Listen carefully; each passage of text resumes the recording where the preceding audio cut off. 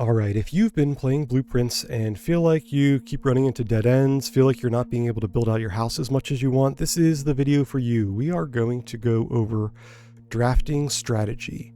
And we're going to do it just for the common and standard rooms, right? Just for the most common rooms that you're going to see, the kind of stuff you're going to see starting on day one. And we're going to try to stay as spoiler-free as possible. So hopefully, even if you are just beginning, that you can still get something out of this video. That's the goal. So before we do any kind of tier list, I think it's more important that we reframe how you're looking at all the different rooms, right? And we're going to do that in a couple ways. The first one is going to be by how many exits. And there are, of course, at common, you have one 4-way room and a bunch of 3-way rooms. This is 13. So that's 14 different rooms that are going to give you multiple exits. And then we have the straight on rooms, the double exits, and they can either go straight through or make a turn. Okay, and there are 15 between the two styles. And then dead ends, right? There are 10 dead ends. That's a lot of dead ends. And so you can see this roughly translates to a third, a third, a third. And think about that in consideration for how you draft. You get to look at 3 rooms at a time, okay? And now, every time you draft, if you take a dead end, you're lessening your chances of seeing more dead ends later because the rooms don't reappear. Once a room's out, it's out. So if you take dead ends early, you end up with more three-way and corner and straight rooms, your 2 and 3 exit rooms. These end up being more of the pool, and this end and your dead ends end up being less of the pool. But when you start, they're roughly even, so it's going to be important to know how much you're dipping into these different categories. And like, if you end up in a spot where you just keep getting dead-ended, well, maybe you were using 3-way rooms where a 2-way room would have sufficed, and you're pulling away these valuable 3-way rooms, and using and therefore making a higher percentage of dead ends in 2-way rooms in your pool. And you end up putting yourself in a position where you get to a spot where you need more exits, and all you have available are less exits. Let's reframe this one more way, though. Ooh, not that way. By resource. So what can the rooms give back? You know, we know we want to get to the end, right? And how do we do that? We've got to build rooms out, and we've got to try to keep ourselves open and move up the ranks. Well, there's going to be a couple things that happen when you do that. You know, you start down here. Actually, let's go over here. We start at the entrance hall, right? The first 3 ranks, no keys. No keys needed. Okay. Starting on rank 4, up to the top, maybe key. Maybe we need a key. And then that just goes up as you go. Like on rank 4, typically I find you need 0 to 1 key to get through. You know, if you open all of these, maybe you do end up using 1 key. I don't think I've ever used 2 keys on rank 4.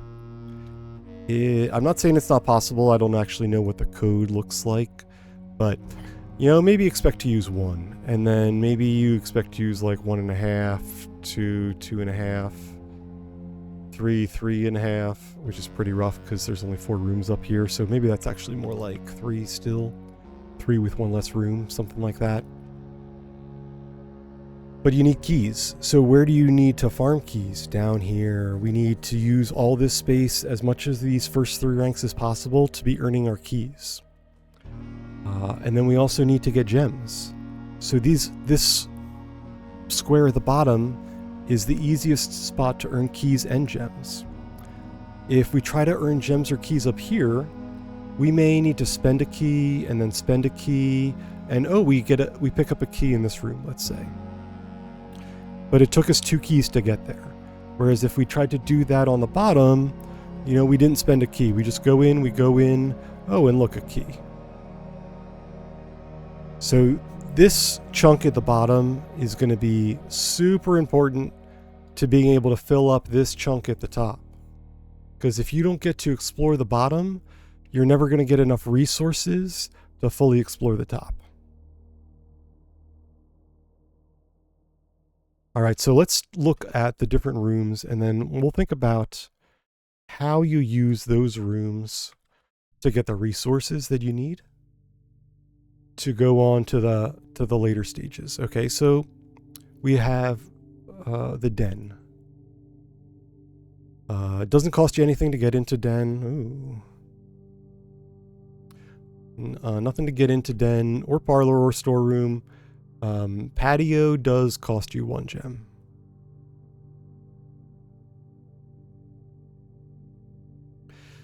Den gives you a gem back though. Parlor gives you 2 gems if you can solve a puzzle. Storeroom gives you a key, a gem, and a coin. Let's actually pause for a second on storeroom.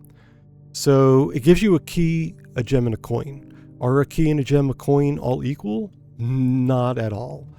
So gems are probably the most valuable, but keys are right behind. And you typically need more keys than gems, but gems can translate into other things maybe a little bit easier than keys do. Keys don't necessarily go back and forth the way gems can. Gems can also get you into rooms that have keys.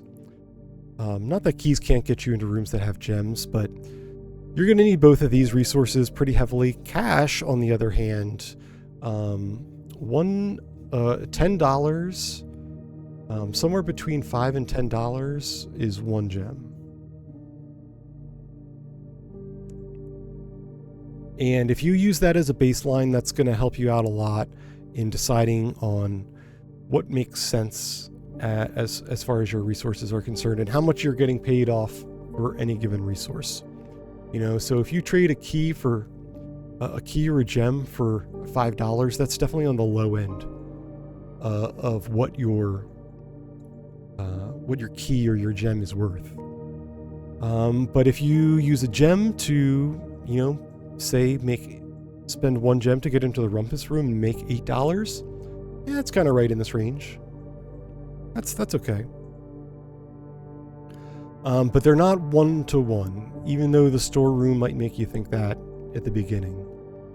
And then we have the patio. Green is kind of its own thing. Green has a lot of green synergies. It's, you know, it's the most interaction with other green rooms. And the fact that this costs you a gem can also be an issue. You need other green rooms for patio to actually pay you back. You get a gem in every green room, but if this is your first green room, it's not great. Whereas den, parlor, and storeroom, if this is one of your early rooms, any of these are going to be fantastic early. Patio, you want a little bit higher up in the ranks. You want to know that you have some green synergy happening before you go into patio. And then keys, kind of like parlor, you get a little game and you can get 1 to 2 keys, huge. And the nook is just going to spot you the 1 key. Both of these rooms are free to enter. And then we have items. Items is a little bit more nebulous, like the closet here gives you 2 items, but that could be gems, it could be keys, it could be cash, or it could be a non-resource item as well. You could pull some interesting stuff here. I don't know the full spread of what can spawn in here, but there are some items that you would want to tweak or run around that's going to help you make you value certain rooms differently. And you can pull those here. But, you know, 2 items, if you get the most common, which are keys and gems, if you get a key and a gem, that's basically a storeroom. You know, the 1 coin is is almost a write-off here. If you get a key and a gem, that storeroom was basically as good as a closet. There's also the walk-in closet that gets you 4 items, but this costs you a gem to get in. Similar kind of spread to the closet though, so you're most likely to get keys and gems, but you get 4. So like if you get 2 keys, 2 gems, but you spent 1 to get in, you know, you're getting a little bit ahead. If you come in and get 1 gem, 2 keys, and just like some random item, you might be slightly behind something like what a storeroom would give you, since you didn't actually go up in gems. You only went up in keys because you paid the gem to get in. And then we have stuff like observatory and laboratory. They both take keys. They both take keys to get in as well. The biggest difference here is these are a bit more variable in what you're going to get back. They get you some like, you know, they're on a variable schedule of what they're going to be able to pay out, and you're just going to have to play around with those. But just know that you do get items. You are going to get something, and depending on where in your run you're taking these, it's going to potentially change how much you get out of them. We have the commissary. Commissary also costs to get in. And then you have items for sale. So not only does it cost you a gem to enter, but you also need cash to spend. And then the items that show up in the commissary are non-food items. And then the last one we have here is the coat check. So coat check is free to enter, but it's a future room. And so the future rooms, let me see, there we go. The future rooms pay you off on your next run. Similar to how we said patio, you want to kind of hold off until you know what's going on before you take it. Coat check is another one that you want in the middle ranks. Coat check is something that you want to be able to, you know, get to the middle, take out whatever you put in last time, get to the end, figure out what you can put back in, come back and put an item in, and then, you know, continue on or finish your day. The one thing that's, even though you may have an item in coat check, if you put it right next to the entrance, it's going to be very awkward when you get to the end of the board after you snaked all this way up, came all the way through these different rooms, get to the end and you're like, oh, I want to put something back in the coat check now. And then you have to retrace this whole thing just to get back to the entrance. So I find coat check best when you stick it in the middle ranks. But there can be reasons that you want it earlier. You know, maybe you put something that only makes sense to get in rank in the very early ranks. So not 100% that you want to always put it in one particular spot, but it's a little bit more variable as opposed to the pure resource rooms that are going to get you something that you only need to visit once. You know, if a nook ends up in a corner, you know, down in rank 1, you know, you come in, you go over one, and then you put a nook right here. That's totally fine. You have no reason to really have to go back to the nook. Coat check you want to revisit. So the rooms that you want to revisit tend to want a more central location.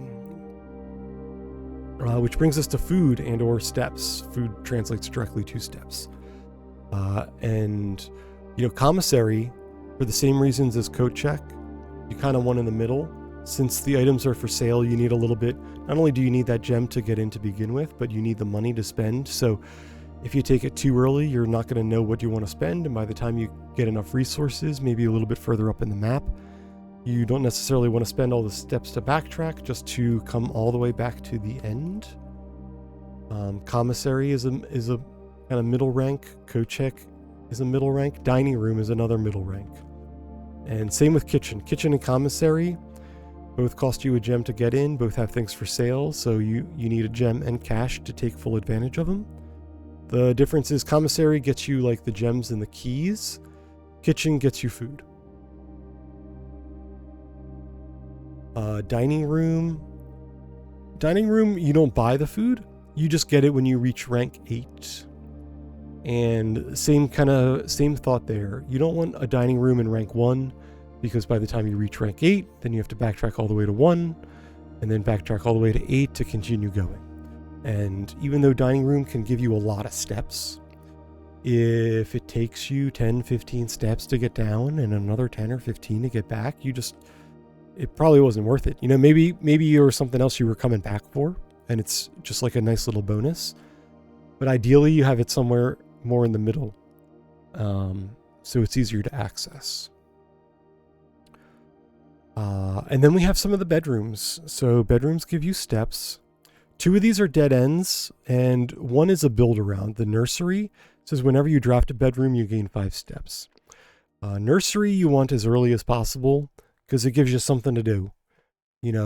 If you get a nursery early enough before you take any other bedrooms, or maybe you've only taken 1 bedroom, you can really maximize nursery to the point where you're not going to need to do these other things to manage to get steps, whether that's dining room and going up and then backtracking, or whether that's kitchen and earning enough money to be able to afford the food in the kitchen.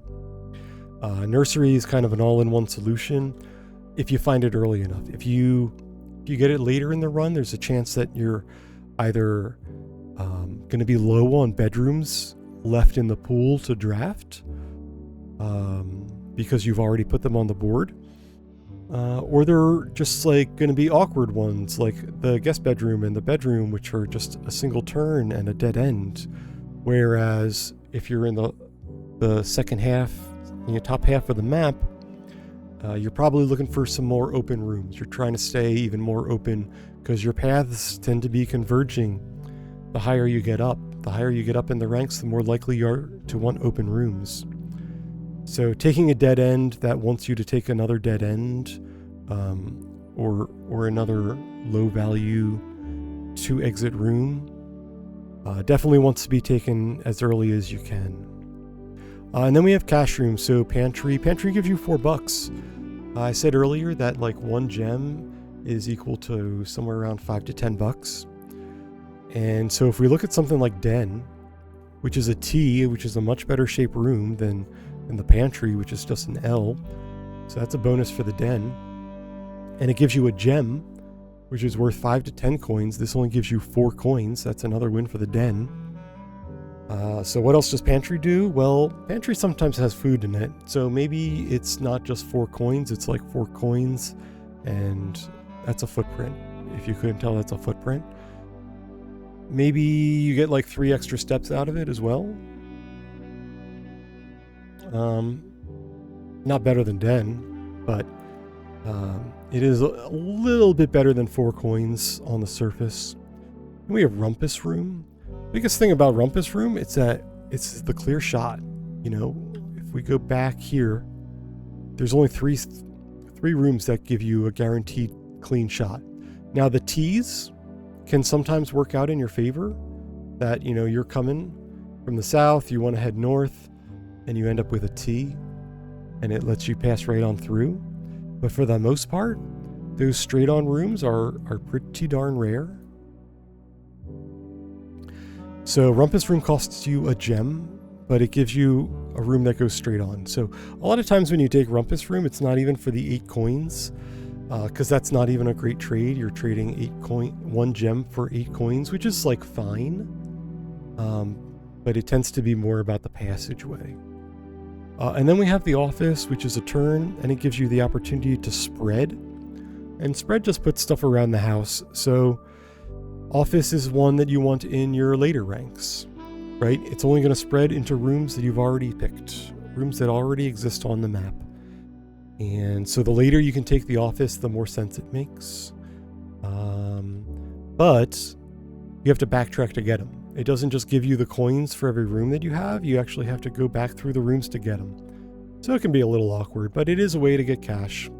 Office is a pricey one though. Double gem to get in.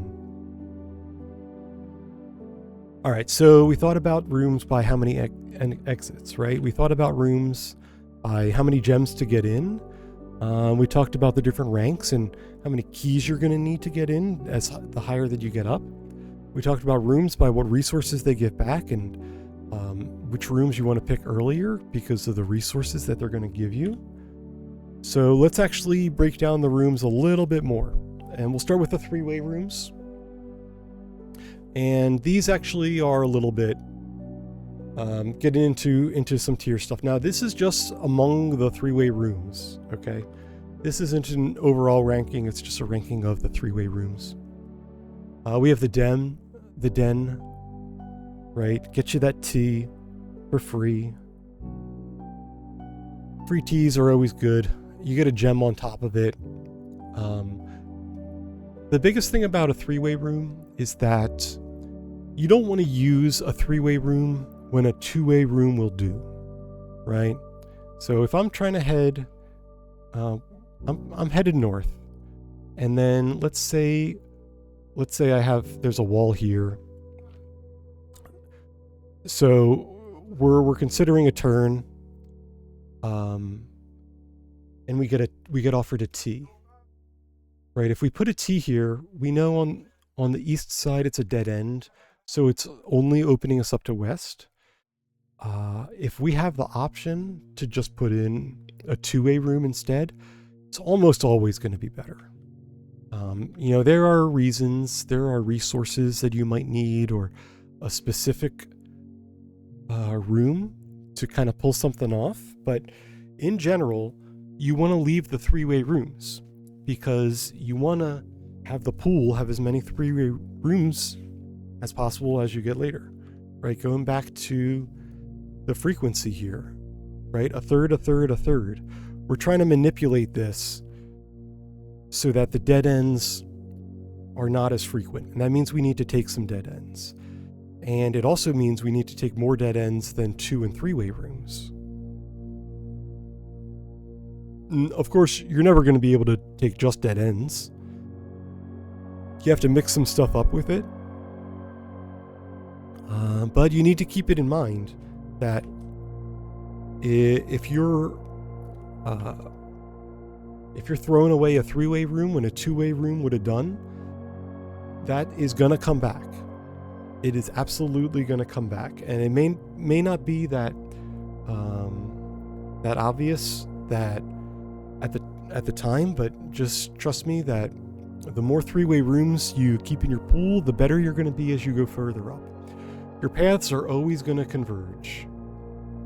You're always going to end up, there's too many walls, there's too many ways to end up getting shut off to remove your best way to open yourself back up early. So it's got to be a pretty good reason if you're going to take a three-way route. But den, if you're going to take one early, den's a great one. We talked about dining room. Dining room is kind of like a middle rank. Still very good. It's going to earn you a lot of steps, which is an important resource, and it does it without needing cash, which is also very important, and it doesn't require gems to get in. So lots of good things going for the dining room. Security, though. Security does cost you a gem to get in, but security room, it doesn't give you a resource straight up, but it gives you a virtual resource. And that resource is keys. Security is going to be worth somewhere between 0 to... what's going on there? 0 to 6 keys. Which is kind of nuts. That's a lot of resources, right? So that can be the difference between your run going well and not, is having access to security and knowing how to use it. So that's going to be one you're going to have to learn. There are some little tricks that you have to pick up to make sure you get the most out of it. But it's going to be a very good one for you. And it's not really one that you have to necessarily revisit. Potentially, but not necessarily. So I'm okay putting security off on a side, or, if it ends up in the middle ranks, that's fine.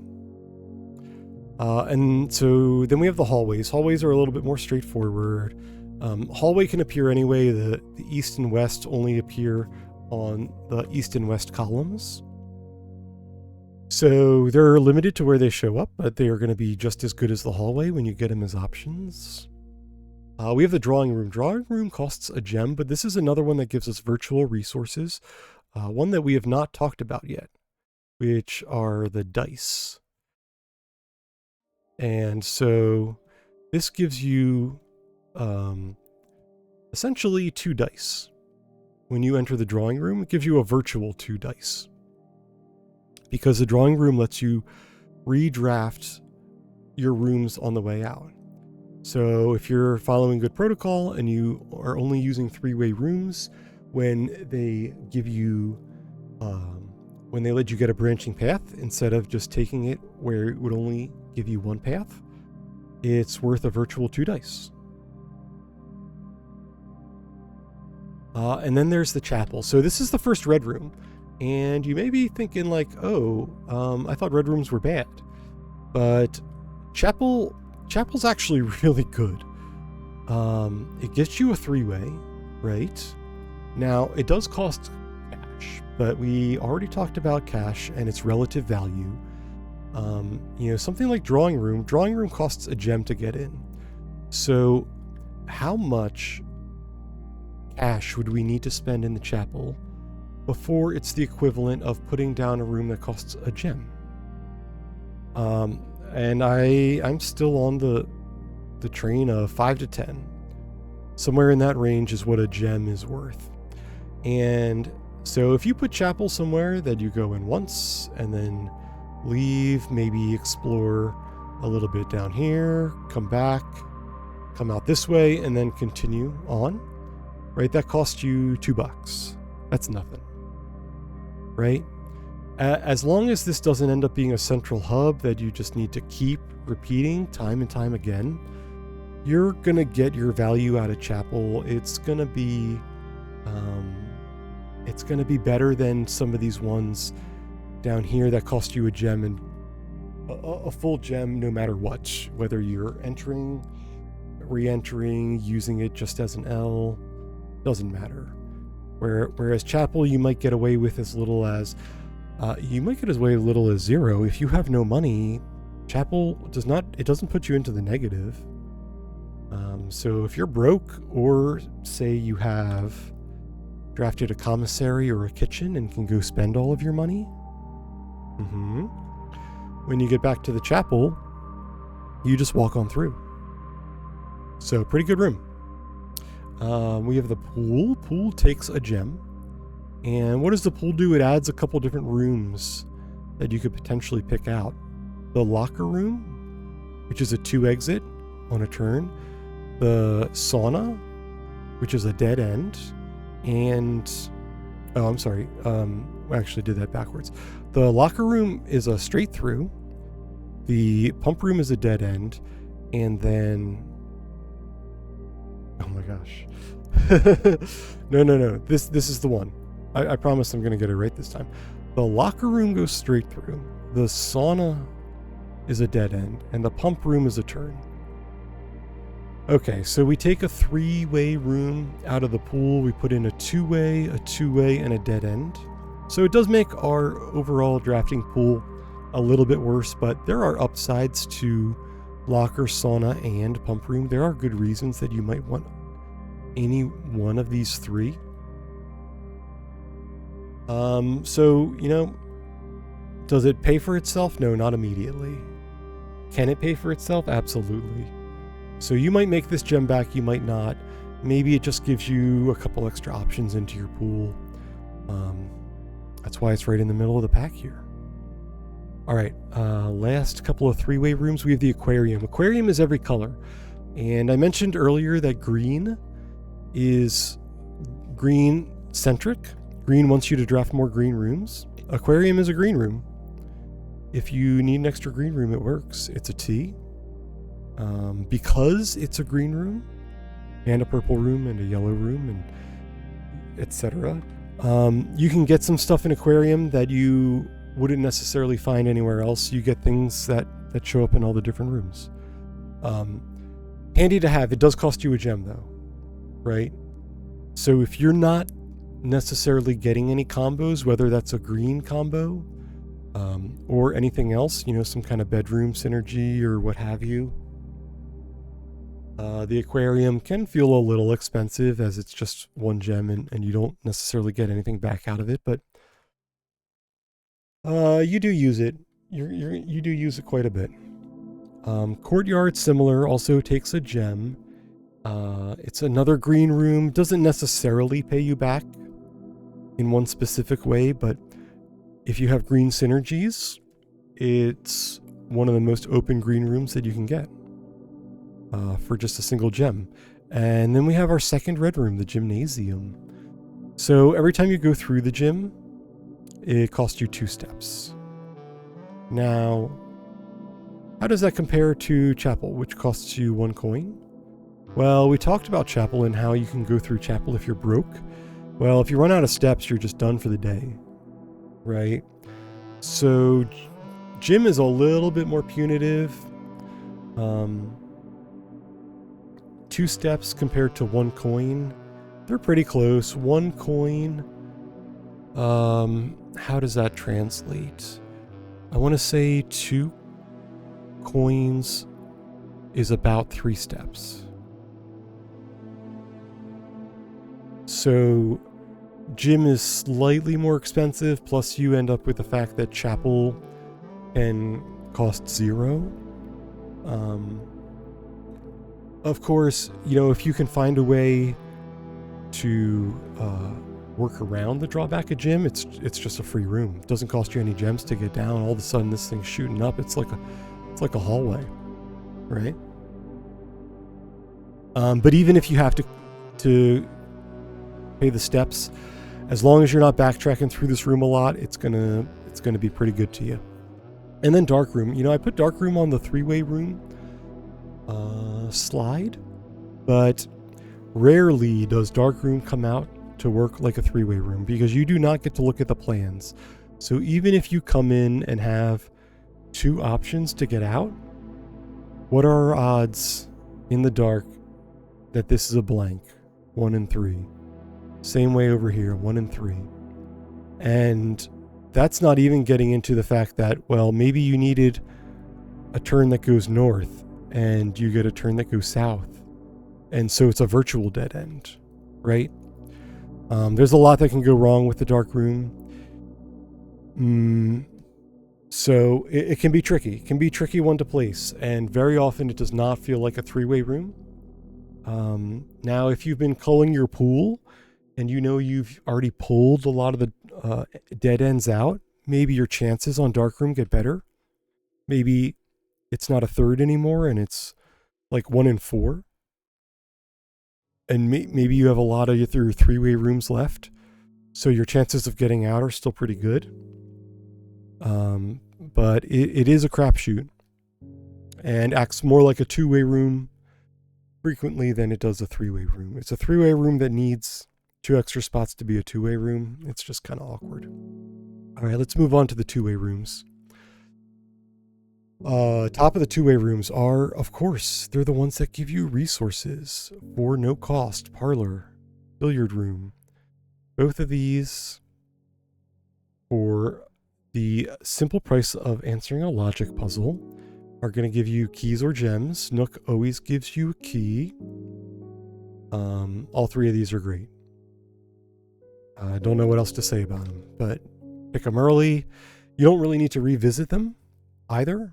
So they are perfect for ranks 1 to 3 because you never need to come back. Same with a lot of these. So observatory and laboratory, if you will, are on a variable reward schedule. You don't know exactly what you're going to get, but you're probably going to end up with something. You're going to get some kind of something out of it. And it's not going to be as good of a reward the first time, at least, or until you get a hold of how they work. So the rewards are not as good as these 3. Plus, observatory costs a gem, laboratory costs a gem. Now, once you're familiar with these, once you get these going and understand the play patterns a little bit better, we're not going to get into it because I'm not going to spoil it for you, but once you have the play patterns down, they can move up. They can easily make back the gem that you spend. But it takes a little bit of investigation. Still very solid rooms to have. Very happy to draw them. We have the spare room. Doesn't do anything, but lets you go straight through. And I think we already talked about how valuable that can be. And then pantry. So keys and gems are, of course, on the top of our resource list. Pantry gives you $4. $4, and there's probably a piece of food in there. So maybe you get an apple. And that's not an apple. This is actually kind of hard to draw in this. It's skipping quite a bit. Anyway, you get some kind of food. You get $4 and maybe like 3-ish steps. It's fine. Fine filler. Put it wherever you can. Definitely use it over a T if you only need the two-way, right? We get to the bees now. So corridor's great, right? It's another straight pass through. Doesn't cost anything and is always unlocked. Corridor, you want to save till later. Okay, so Nook always gives you a key, right? Corridor gives you a virtual key if you pick it late enough, but it needs to be from rank 4 on. If you take it before that, you don't get your key because it wasn't going to be locked anyway. If you take it after that, you essentially buy yourself a key with the corridor, which puts it probably better than Nook, you know, for as rare as these pass-throughs are. I would take a pass-through that got a key over a corner that got a key a lot of the time. But you need to be able to figure that out. And sometimes you just have to take it early, and if you do, that's totally fine. It's a totally reasonable room. If you can hold it till later, it's also going to be very good. In fact, those two should probably be swapped for that reason, because it has more value.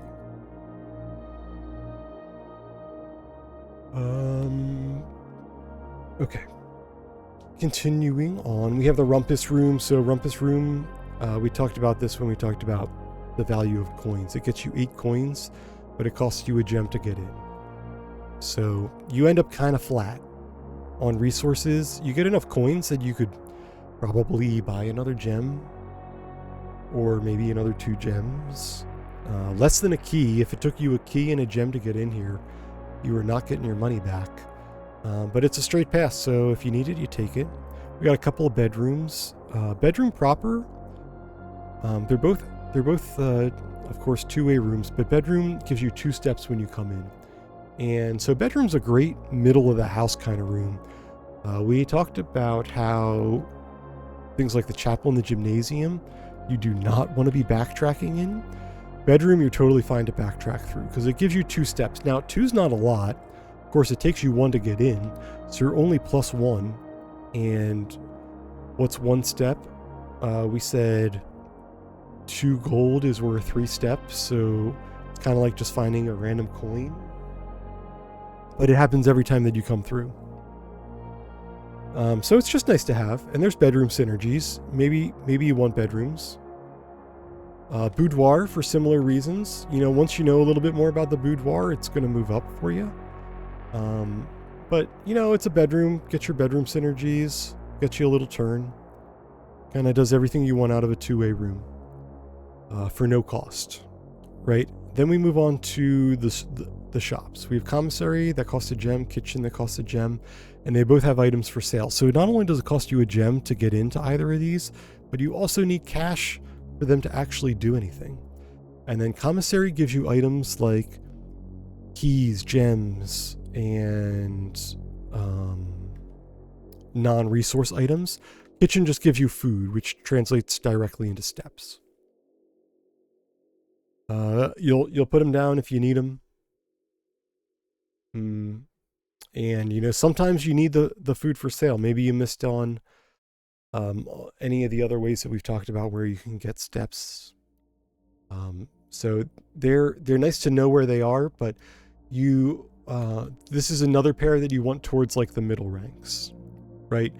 Not only because you need a gem to get in, so you want to make sure that you've collected enough gems, but you also probably want to be able to spend something when you get to it, or if you're, or for it to be just a couple steps to backtrack, especially the kitchen, right? Because the kitchen buys steps. And if you have to track back 5 steps and then 5 more, just to get to the kitchen, to spend your money to buy more steps, the longer this path is, and the more convoluted of a path to get back to the kitchen, the less steps you're making per dollar you end up spending in the kitchen. So having kitchen at the higher ranks, somewhere 4, 5, 6, the more likely that you can just go in, drop your gem to get through the door, spend your money, and be happy with your total transaction. Commissary, commissary can help to be a little bit earlier since you can get keys which help you get through the later ranks. Whereas kitchen gets you the steps, and you're not running out of steps early. So, which is even less reason to take the kitchen early. Even more reason to push the kitchen up to like maybe 6 through 9, whereas commissary you would be happy with it anywhere in 4 through 9. All right, 2 more two-way rooms. Patio, again, green synergy. Spreads a gem in every green room. If you're doing the green thing, this is going to be great. It costs a gem to get in, but it's going to put a gem in every green room. And if that's going to get you multiple gems back, it could be better than Parlor. But you have to build around it to get it to that position. So you got to know what you're doing if you're going to take the patio. You got to be on a green build, which is not every run. And then the office. Office costs 2 gems to get in. And then what it does is it lets you spread money throughout the house. But that's another one. You have to backtrack to get the cash. It doesn't just give it to you. So it costs you 2 gems to get in. So we're talking like 10 to 20 coins, right? And it's putting like 2 to 3 coins in a room. It takes a lot to make up for that, right? If you have to spend all those steps just to get those 20 coins to turn them into more steps, you're just kind of spinning your wheels. Now, if you have to do backtracking, it becomes more reasonable. You're going to go through these rooms anyway. You just pick up the coins, and then when you do your backtrack and hit the kitchen or hit the commissary, then you can just spend all that money. But this is going to be another one that you're going to want in those higher ranks. You don't want to pick the office too early. And then we have the dead ends. So dead ends, what do you do with a dead end? Well, it's got to give you resources, right? And now I didn't put anything in S. If anything is in S, it's the nursery though. If you can get a nursery early, it says whenever you draft a bedroom, you gain 5 steps. And it costs you a gem to get in, right? And typically you're trying to build resources early, not spend resources, but this can be all the steps that you need for an entire run, right? If you can draft 4 or 5 bedrooms and earn an additional 20 steps on top of whatever those bedrooms are going to give you, guest bedroom here gives you 10. We already talked about how this bedroom gives you 2 every time you come through. Boudoir, stuff like that. Rooms that you might want to already be picking up anyway. You're just going to get paid off for having them. So this is one of the earliest rooms that I'm willing to spend gems on, and the earlier the better, because you want it to be your first bedroom if you can. Still not terrible if you already have 1 or 2 bedrooms in your map, but certainly better the less that you've used. Storeroom, the 111, you get a key, a gem, and a coin. Of course, that coin doesn't really count for all that much, so essentially a 2-item room, just like the closet. Doesn't cost you anything to get in. And this one tells you, does like it says on the tin. Closet's a little bit more random. You might get some other stuff. Walk-in closet costs you a gem. You get 4 items though, so like maybe you end up ahead in gems, maybe you don't. Maybe you end up ahead in keys instead. It's a little bit more random, but any of them are fine additions as long as you have a good spot to put a dead end. And yeah, so the utility closet's great. Utility closet has some combos. This is another one that doesn't give you resources, but it gives you virtual resources. Gives you virtual keys. And how many? More than a couple. So you'll find some stuff out about the utility closet probably pretty quickly. But it's going to get you virtual resources, which is exactly what you want out of a dead end, right? These all get resources. These get virtual resources. Guest bedroom, 10 steps, another resource.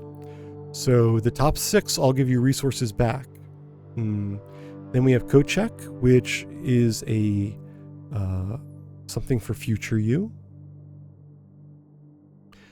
It might get you something this run. It might get you something this run and be able to store something for next run. Now, while all of these are typically pretty good early, utility closet, once you know what you're doing with utility closet, you can throw it down pretty early.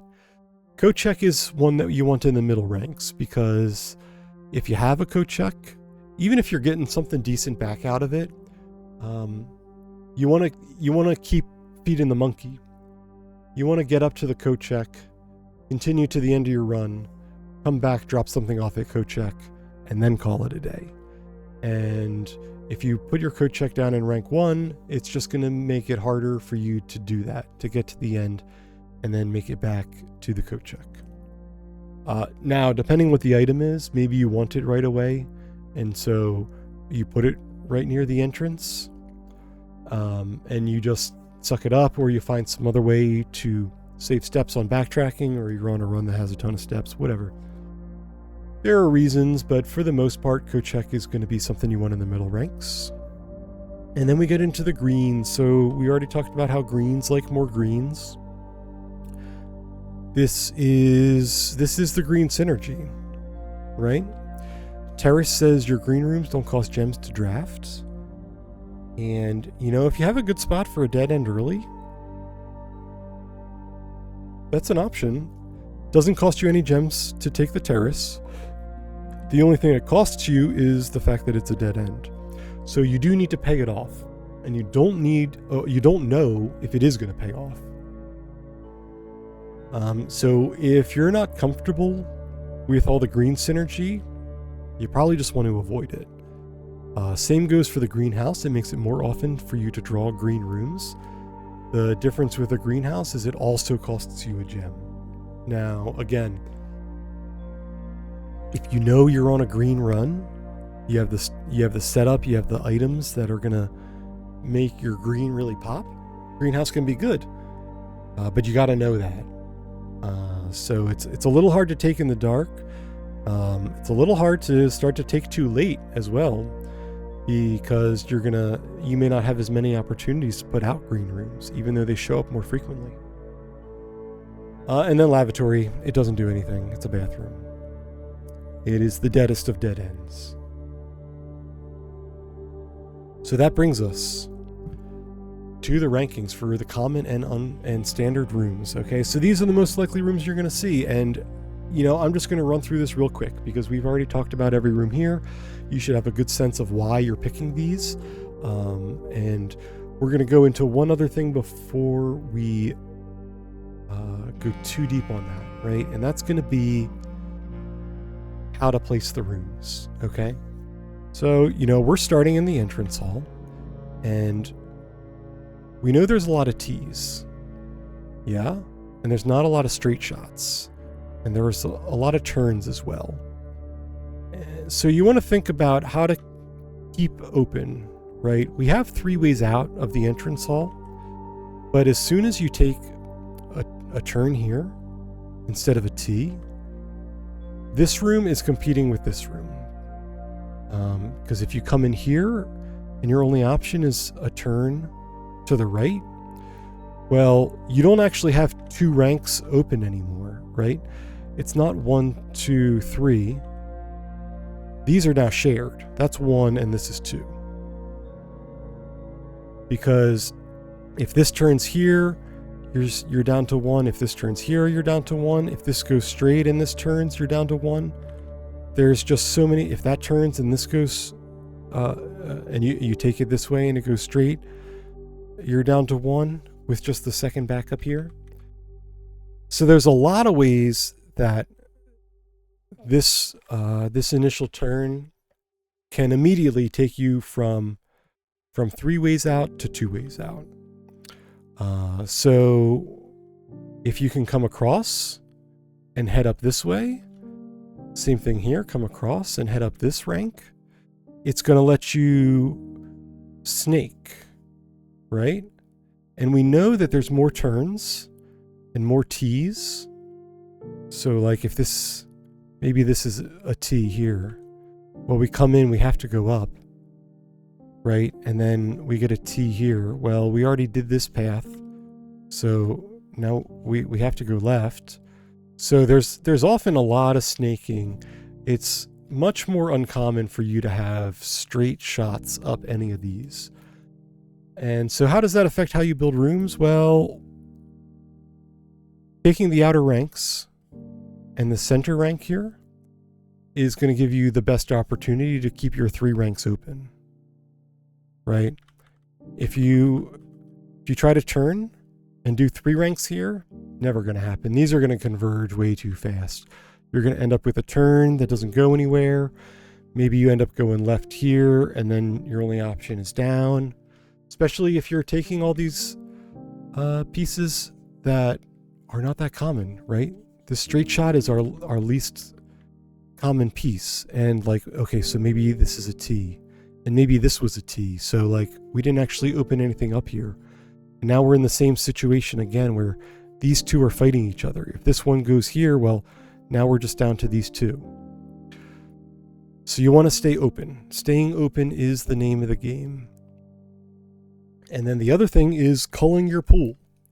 So let's say we take a hallway here, okay?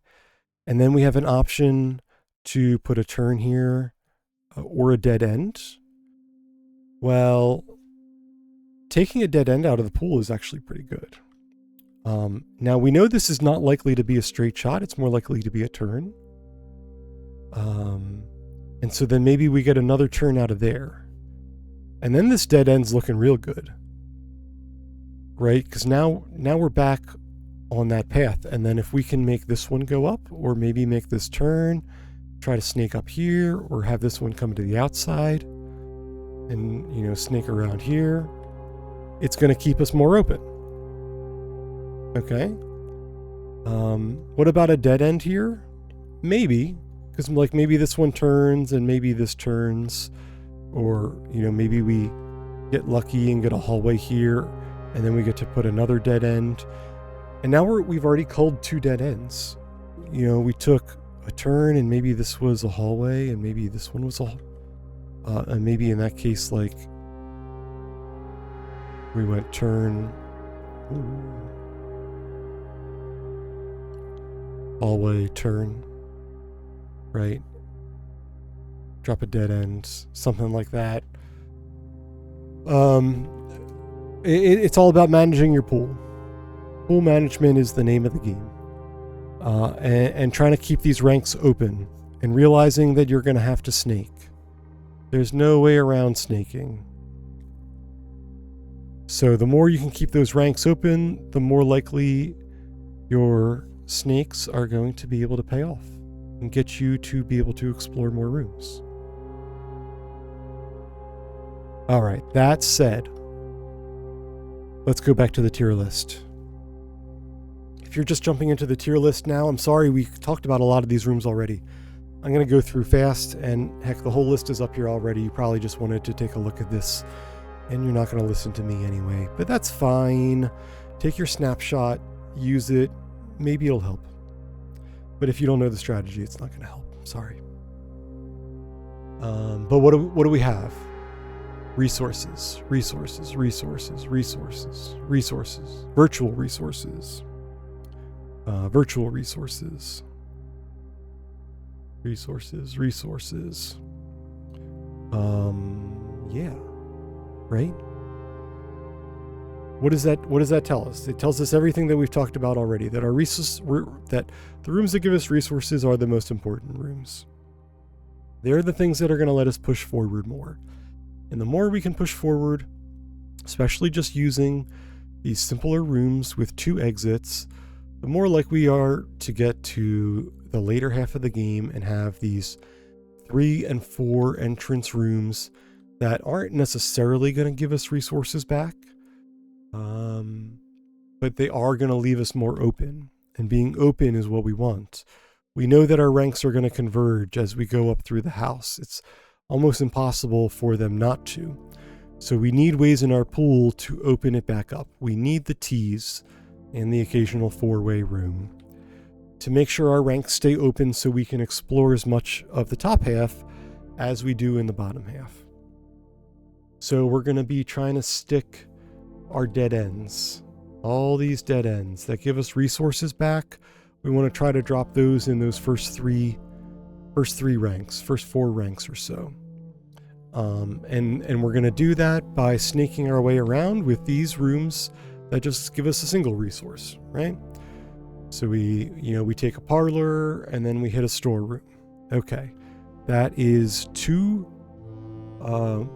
less chances. That's a higher likelihood of drawing more T's now, because we took out a 2-way room and a dead end.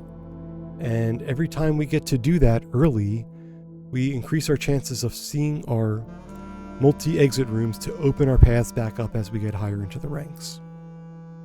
And that's how you get to the end. You prioritize the resources. You take your parlors, your dens, your billiards, your nooks, the free ones that give you the resources early. Dining room, we said, is more of like a mid, so this is like 4 to 6 that we're trying to put down a dining room. Security can go early. Drawing room's a nice one to open yourself back up, because it gives you that virtual resource of dice. Dice tend to be more useful the later you get into the game. Dice are another way to make sure that you're staying open, because it's giving you the rerolls to be able to look for more of your 3 exit rooms. Of course, we have our hallways and our chapel, all of our free rooms, no gem requirements that give us multiple ways out. Observatory and lab, they take gems, but they give us back resources. Our straight shot, our nursery, again, another one that we want to try and pick early so we can really maximize this bonus. Storeroom and the closets. And now walk-in does take a gem, but it's likely to give you a gem back, so it's kind of neutral on gems and should end you up positive on keys and something else. So another one that you want to try to find an early spot that you can just dump the dead end. And same with pantry, a little bit of resources early that we can hopefully strategically place and get out of our way. So then we get into the B's, and these are going to be a lot of the ones that keep us open. Courtyard keeps us open. Gym keeps us open. Passage keeps us open. They all have drawbacks, right? Gym costs us steps to get through. Passageway takes gems. Courtyard takes gems. Same with the pool. We need a gem to get through there. Gem to get through the aquarium. So they're not as good. But as long as we picked up our resources, as long as we got our resources first, they're going to be fine. They're going to work out just fine. We should have enough of a store up of extra gems and keys that we can take these, and they're going to give us at least a few options as to how to advance. We also have our other straight shots, the corridor and the rumpus room. Those 2 should be switched. The utility closet, again, this is another one that gives us virtual items. This gives us virtual keys. It doesn't actually hand them to us, but you can make it work as a source of keys. And then bedrooms, we talked about the different bedroom combos that you might run into. When you have the nursery, these start to look even better. Bedroom, a great middle rank, great room to backtrack through. Coat check, another great middle rank. And then guest bedroom, you know, dead end, but hey, it's 10 steps. This is one that you can pick later. The steps you don't need early, right? Now, if you have the option early in the game, so, you know, let's say we come up here, we make our turn, we put a hallway here, try to keep ourselves open, and we draft here and it puts us into the corner, right? And let's say we took a dead end here. What do we put in this square? Our goal is to put a dead end here. We want to put the dead ends where they make the most sense, where it was truly a dead end. Whenever you put a dead end in a place that could otherwise have been open, you're shutting off your ranks. So if we put the dead end here instead, now we will never reach this square. And that's one less available resource that we can get to while we are in the key-free zone, those first 3 ranks where you don't need any keys at all. So it's important that you fill those out. Now, maybe you didn't have an option here. It's possible. Maybe your option was to turn down, and if it's turn down or put in the dead end, you know, maybe I'll take the turn down and try to roll another dead end here. But overall, you know, you want to be looking for the spots. You want to find a good spot to be able to drop a dead end. And you know, if we did this first, now we can come back and have the option to drop the dead end here. You know, maybe we didn't open on the dead end. Maybe we opened headed north. And this is how it played out. And now we get to come back and drop another dead end, and we're just making our pool better as we go. There's 2 of the 10 dead ends gone. And we're just slowly increasing our odds of having better rooms. You know, maybe we do the same thing. We put a hallway in here, boom, and drop another dead end here. We could keep this open, but like we talked about before, if we turn up here, these 2 ranks are fighting. In fact, we know there's very few ways to continue on a straight path. So the fact that these 2 ranks are spread out by a full square gives us a lot more opportunity to snake this and be able to snake this. Whereas these 2 that are next to each other, if this one doesn't go straight up, or if this one doesn't snake immediately, we're going to have a hard time actually filling out the ranks. So turning up here could be okay. You know, it could be that we go up here and then snake out this way, and then this one snakes this way, what have you, and then this one just gets cut off. But it's likely that we're going to end up dead ending off of one of these 2. So I kind of like putting one here, and then we keep this one open. But you know, if we do one here, that's also good. But it's hard to call these 3 ranks, because these 2 are fighting quite a bit.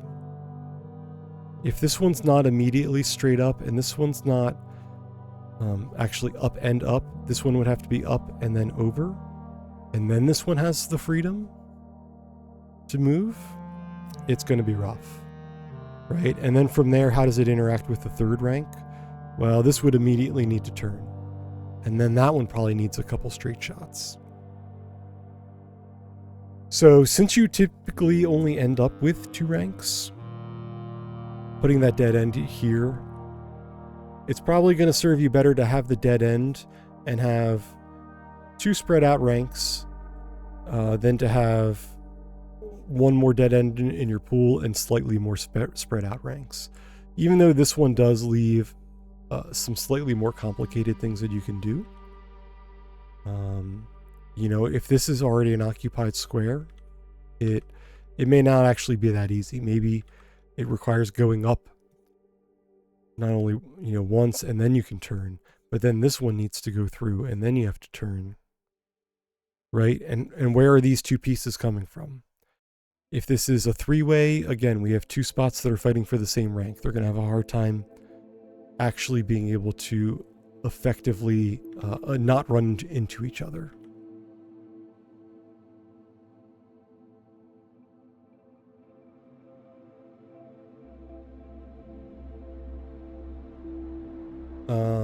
Yes.